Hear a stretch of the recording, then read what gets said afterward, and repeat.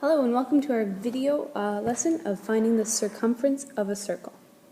What I need you to do in your notebook is to draw this diagram, the circle here, write down the title, and you need to write down these two formulas. You can click pause while you're doing that.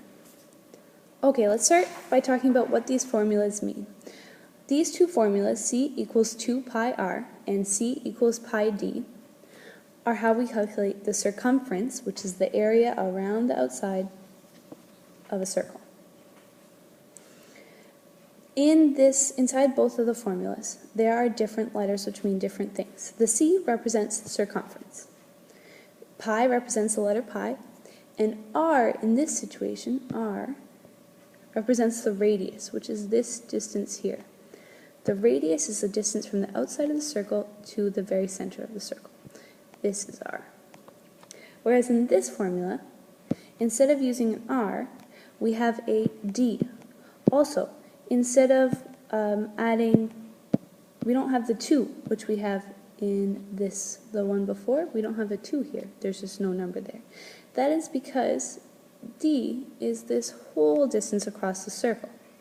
So we don't need to worry about multiplying it by 2 because the diameter, or D, is 2 times the radius. So we've already got 2r in there as D.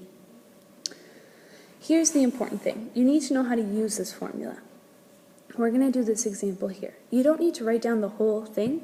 What I need you to write down is radius of 11 meters, and then that we're trying to find the circumference.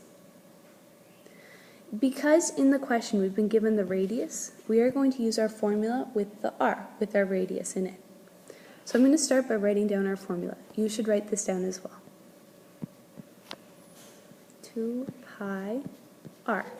And having these numbers right beside each other really means we're multiplying them together. So I'm going to put our dots in there to show that we're multiplying 2 times pi times r. Okay, well, we don't know what c is because that's what we're trying to find. We know 2 is 2, pi. Instead of writing pi, we're going to use one of our constants for pi, 3.14. And then we know we've been given r from the question is 11. Well, this problem we know how to do, 2 times 3.14 times 11. So we're going to start by multiplying 2 times 3.14. And I'm going to do that on the side over here.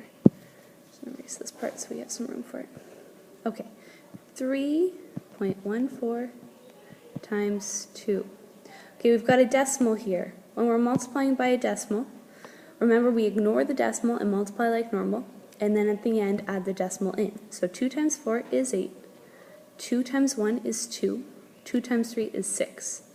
Now we count the number of decimal places in our factors, 1, 2, and we add that number into our answer, 1, 2.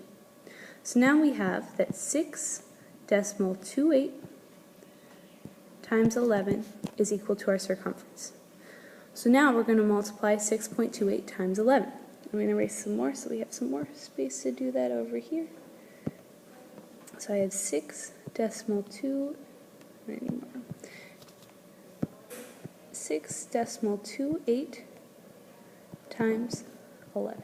Well, 8 times 1 is 8, 1 times 2 is 2, 1 times 6 is 6, add a 0, 1 times 8 is 8, 1 times 2 is 2, 1 times 6 is 6, and then we're going to add them together, 8, 10, 9, 6. Then count the number of decimal places in our factors, 1, 2, or our multiples. There are 2, so we need to add 2 into our answer. So we get that it's equal to 69.08. Okay, but 69.08 what? In the question it says meters here and meters here. So we know that the circumference is 69.08 meters. For this kind of word question, it's okay if you don't write a full word answer, but I do need to see that it's 69.08 meters. And then we're going to write the circumference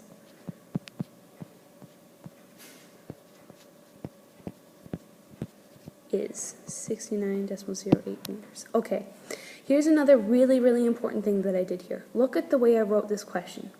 All my equal signs are lined up right here in a row, and I've substituted in everything. You need to make sure you do this for when you're doing the problem. If you don't do it like this, you will lose points. If you have questions about this, please let me know right away, or pause and rewind, watch it again, and then let me know, and we'll go over whatever you're worried about. All right, there's another type of problem that we could do. Here's another type of problem. Find the circumference of a circle with a 48-inch diameter, and they want us to find it to the nearest inch. Okay, we have two formulas for the circumference. The first one is c equals 2 pi r, and the second one is c equals pi d. In this case, in the question, we've been given the diameter. So think about which one are we going to use? Which formula are we going to use? Hopefully you figured out that it's that formula, because this formula uses the diameter. This d here represents the diameter. So c equals pi d. Well, my next step is just to sub in what we've been given in the problem. Pi, and then d is 48. You can write it in the parentheses or with a little dot in between. It means the same thing because they're both times. Okay, instead of writing pi, I'm going to use our constant 3.14 times 48. Well, I know how to do that. 3.14 times 48. 8 times 4 is 32. 8 times 1 is 8, plus 3 is 11. 3 times 8 is 24, plus 1 is 25. Goes 0. 4 times 4 is 16. 4 times 1 is 4, plus 1 is 5. 4 times 3 is 12. And we add them together. 2, 7, 10, 5, 1. Now I count the number of decimal places in my question, 1, 2, and that's the number I'm going to put in my answer, 1, 2. So I know that 3.14 times 48 is 150.72. But my question said to round to the nearest inch. So that means that I should just have a whole number. So I'm going to look at this 7 here. Is it greater than or less than 5? It's greater than 5. So it means I'm going to round up. So I know this is approximately equal to 151 inches. That is my answer. If you have any questions about how to do either of those, pause and rewind, or raise your hand and ask me about it. Please make sure you've got all of this written down in your notebook. This part here is really important. And please make sure you showed your work exactly the way I did here. Okay, see you later.